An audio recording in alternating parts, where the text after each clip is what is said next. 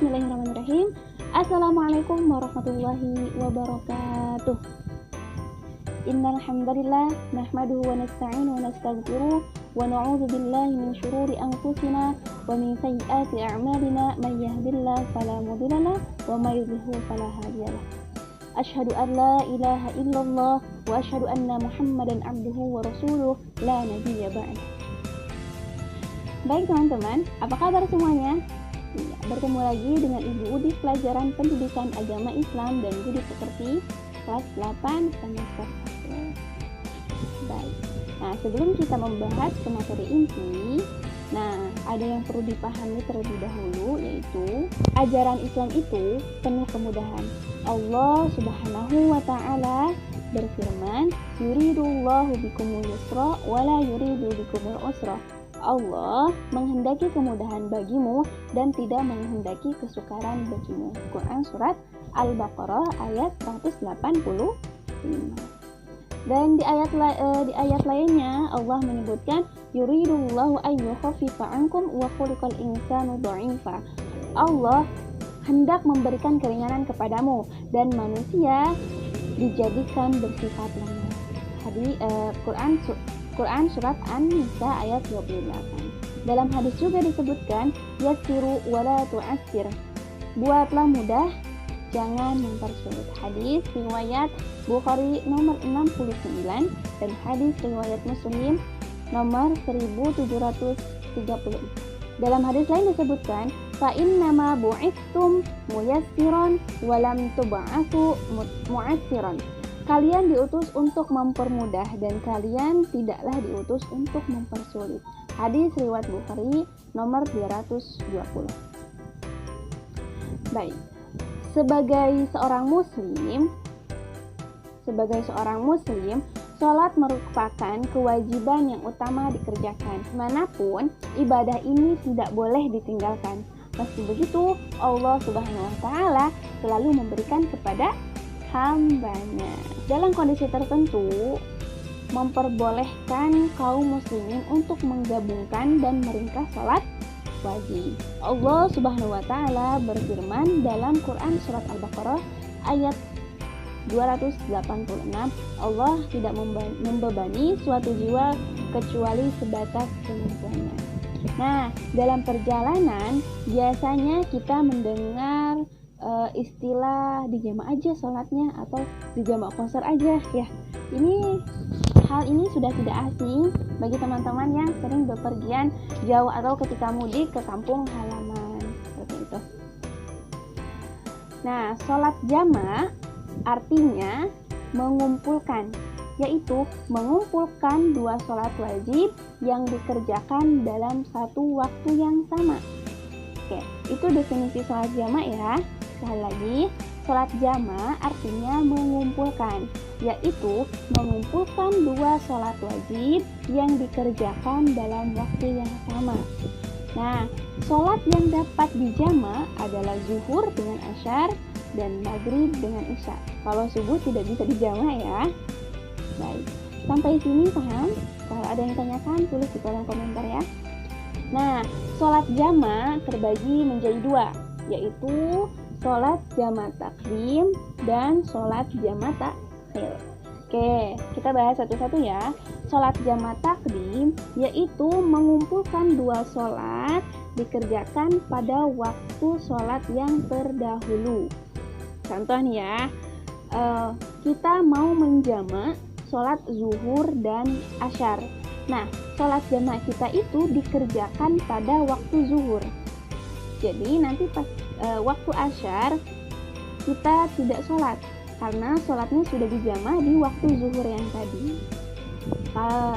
Contoh yang kedua, kita mau menjama atau menggabungkan sholat maghrib dengan isya.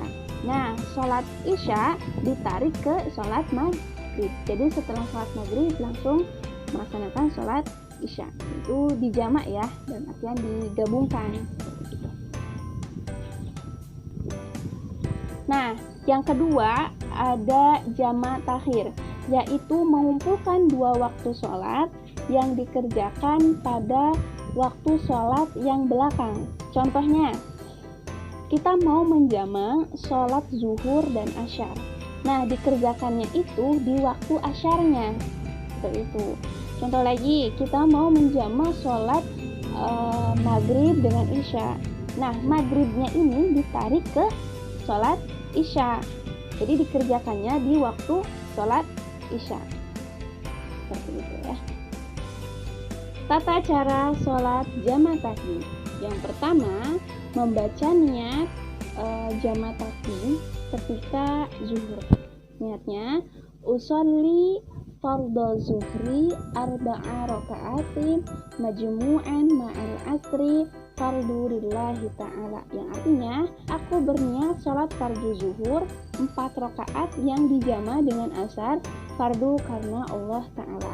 Nah, setelah sholat zuhur, tanpa zikir atau ngobrol lagi, kita langsung melanjutkan ke sholat asyar, ya. Jadi tidak boleh ada jeda dulu, salam, langsung melanjutkan ke sholat asyar. Nah, di sholat asyar juga niatnya sama, usolli fardhol asri arba'a raka'atin majmu'an ma'al zuhri lillahi ta'ala. Seperti itu. Selanjutnya, sholat qashar. Nah, sholat qashar adalah melakukan sholat wajib dengan mengurangi atau meringkas jumlah rakaat sholat yang bersangkutan. Terdapat 3 sholat fardu yang boleh diqashar, yaitu zuhur, asyar, dan isya, yang mana aslinya 4 rakaat. Nah, jika diqashar, maka dikerjakan cukup 2 rakaat. Hanya diperbolehkan bagi yang sedang dalam perjalanan atau bepergian jauh. Nah, tata cara sholat qashar ini yang pertama, membaca niat sholat qashar. Usolli fardhu zuhri raka'ataini qashran lillahi ta'ala. Aku berniat sholat fardu zuhur 2 rakaat qashar karena Allah Ta'ala. Seperti itu. Niatnya sama aja, tapi di sini 2 rakaat ya, biasanya arba'a rakaat. Berarti di sini raka'atain saja karena kita niatnya mengqashar. Nah, beda lagi kalau misalkan niat kita ingin menjamak qashar. Menjamak itu artinya apa? Menggabungkan dan meringkas boleh. Jadi menggabungkan zuhur dengan asyar lalu diringkas. Nah, niatnya usolli fardhu zuhri raka'ataini majmu'an bil asri jamak taqdimi qashran lillahi ta'ala. Ini contoh niat jamak qashar takdim, ya, dimajukan jadi di awal waktu sholat. Nah, adapun syarat sholat jamak dan qashar, yang pertama niat, bacaan niat sesuai dengan pengerjaannya. Kalau misalnya kita mau mengerjakan sholat jamak takdim qashar, ya kita niatnya sholat jamak takdim qashar, seperti itu. Yang kedua, muawalah atau bersegera, jangan dinanti-nanti. Nah, di antara 2 sholat yang digabungkan atau jamak harus langsung dilanjutkan. Tidak ada pemisah untuk melakukan sholat sunnah. Jadi kalau misalnya kita niatnya untuk menjamak sholat zuhur, karena kita terbiasa terbiasa melakukan sholat rawatib ba'da zuhur, itu tidak diperbolehkan kalau kita sudah niat menjamak zuhur dengan asar. Atau nggak boleh diselang dulu oleh zikir atau lihat WhatsApp, lihat apa gitu, nggak boleh. Jadi setelah salam langsung melanjutkan ke sholat selanjutnya. Yang ketiga, masih berstatus sebagai musafir atau masih dalam perjalanan jauh. Yang terakhir, tertib. Lakukan urutan sholat sesuai aturannya, seperti yang telah dijelaskan sebelumnya. Ya, seperti yang dijelaskan tadi. Contoh, jika sholat jamak takdim qashar, maka mengerjakannya takdim ya, maghrib dulu 3 rakaat, setelah itu baru isya. Nah, jarak perjalanan yang dibolehkan mengqashar sholat yaitu, nah, dalam hadis Ibnu Saibah menyebutkan bahwa sholat qashar adalah perjalanan sehari semalam menunggangi onta atau berjalan kaki normal. Nah, setelah diperhitungkan mendapatkan jarak sekitar 4 burd atau 16 farsah.